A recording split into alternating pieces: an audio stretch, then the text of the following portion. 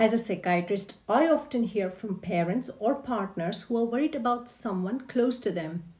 They'll say things like, he's always on his game, or she just won't come off it, or we are arguing about this all the time now. And sometimes the person themselves will say, I know I play a lot, but I don't think it's a problem. So the question becomes, when does gaming stop being just a hobby and start becoming something more serious? Let me bring gaming disorder into real life in this video. Imagine you are a parent calling your teenager down for dinner. They say just 5 minutes, but that turns into 45. Or you are a partner trying to have a conversation, but the other person is distracted, half listening, waiting to get back to the game. On the other side, if you are the one gaming, it might feel like, I just need to finish this, or I'll come in a minute, but somehow it keeps stretching. That gap between what's said and what actually happens is often the first sign that control is starting to slip. Another thing families notice is how gaming begins to take priority without anyone explicitly deciding it should. It's not usually a conscious choice like gaming is more important than everything else. It's more subtle. Plans get postponed, sleep gets pushed back, homework, work tasks, or even basic routines start to revolve around gaming. A parent might notice their child's grades dropping, or a partner might feel like they're competing with a screen for attention.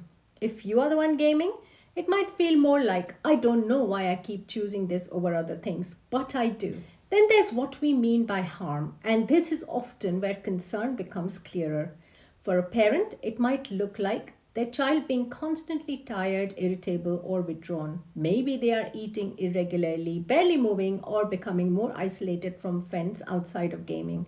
For a partner, it might feel like the relationship is taking a back seat, less time together, more arguments, or a sense of emotional distance. From the inside, the person gaming might recognize some of this too. I'm not sleeping well, I'm falling behind, or this is causing tension at home. But still, they find themselves going back to the game anyway.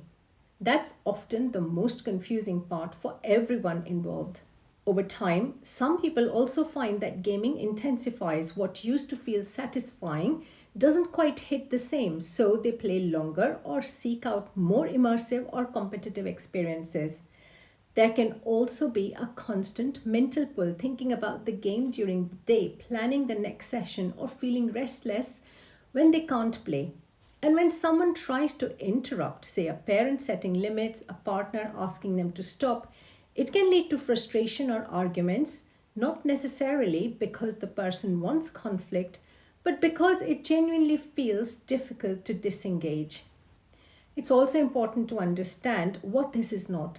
Plenty of people game for hours, especially at certain ages or during holidays, and it's not a problem. They enjoy it, they can step away when needed, and their life around it still functions well. The difference here is impact and control. If gaming is starting to disrupt sleep, school, work, health, or relationships, and it feels hard to cut back even when you try, that's when it moves into something more concerning. Another layer to this is that gaming doesn't exist in isolation. Often it's tied in with stress, low mood, anxiety, or even just feeling bored or disconnected. For some, gaming becomes a place where they feel competent, in control, or socially connected, which makes it even harder to step away from. But over time, what started as a way to cope can begin to create its own set of problems. So, whether you are a parent, a partner, or the person gaming, the key questions are simple. Is this starting to affect daily life? And does it feel in control or out of control at times? If those answers are raising concern, it's worth taking seriously. Not with blame or criticism, but with understanding. Because ultimately, this isn't about games being good or bad. It's about recognizing when something that should fit into your life has slowly started to take it over, and knowing that with the right approach, that balance can be restored. Please subscribe to my channel if you enjoyed today's video. The more subscribers I have, the more YouTube gives me the ability to make more creative videos.